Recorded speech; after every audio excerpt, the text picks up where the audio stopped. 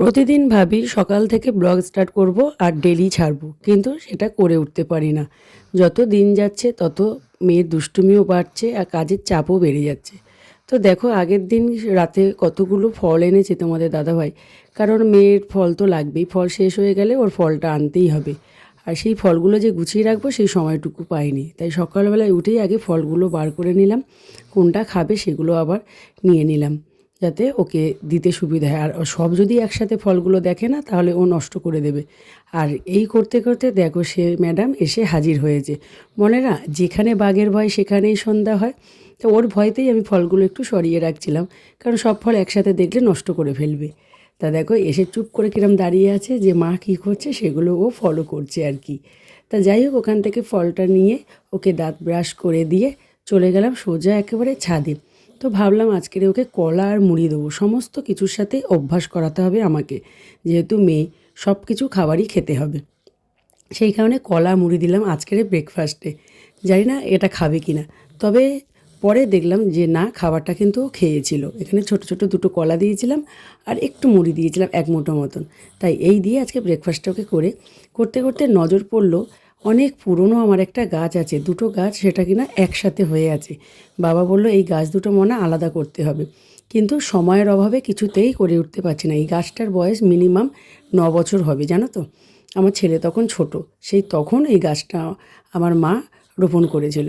তা যাই হোক, আজ এতদিন পরে আমার সময় হয়েছে দুটো গাছকে একসাথে দুটো গাছ বলতে এর সাথে নিম গাছ আর বেদানা গাছ একসাথে ছিল।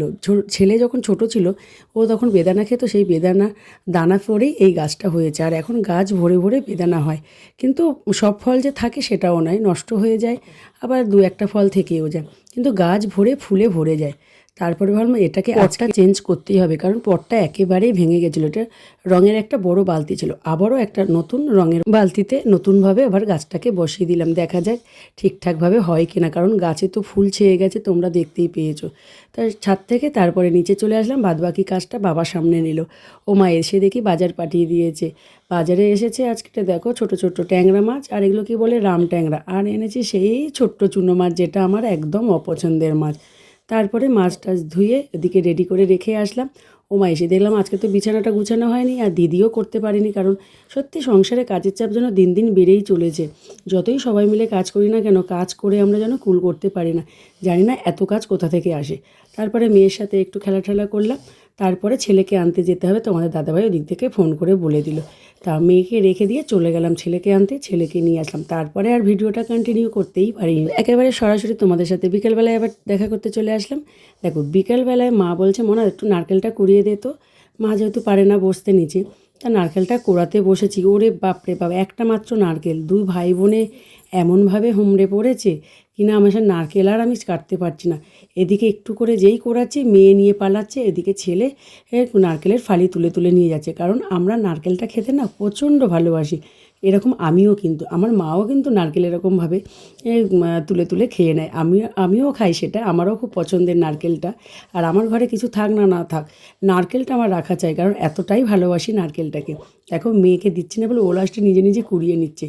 তারপরে দেখো একটু পুলি পিঠে করতে মাকে হেল্প করে দিলাম, তার মধ্যে না চালও বেটেছিলাম, সেটা আর ভিডিও পিঠে করে উঠে মেয়েকে খাইয়ে দাইয়ে একেবারে ঘুম পাড়িয়ে দিলাম, কারণ দুপুরবেলায় ওর ঘুমটা ভালোভাবে হয়নি। তা আজকে তাড়াতাড়িও না শুয়ে পড়েছে, 10টার মধ্যে বেশ ঘুমিয়ে পড়েছে।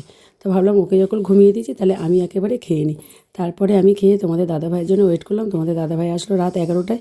তারপরে আমি কী করব ভাবলাম তাহলে একটু পিঠেই খাই বসে বসে। এদিকে মাটা সবাই শুয়ে পড়েছে, মা এখনও খায়নি যেহেতু, তাই মাকে আর ডিস্টার্ব করলাম না, যে একটু ঘুমাচ্ছে ঘুমাক। তারপরে আমরা সবাই, মানে আমরা বলতে তোমাদের দাদাদের খাওয়া হয়ে গেলো, দাদার আবার বন্ধু এসেছে একজন, তাই সবার খাওয়া হয়ে গেলো। তারপরে মাকে ডেকে দেবো, মা তারপরে খেয়ে নেবে, আর এদিকে আমি বসে বসে পিঠে খাচ্ছি। তো বন্ধুরা, আজকের এই ছোট্ট ভিডিওটা তোমাদের কাছে কেমন লাগলো তোমরা অবশ্যই কমেন্ট করে জানিও। চলো টাটা, দেখা হচ্ছে পরের কোনো ভিডিওতে।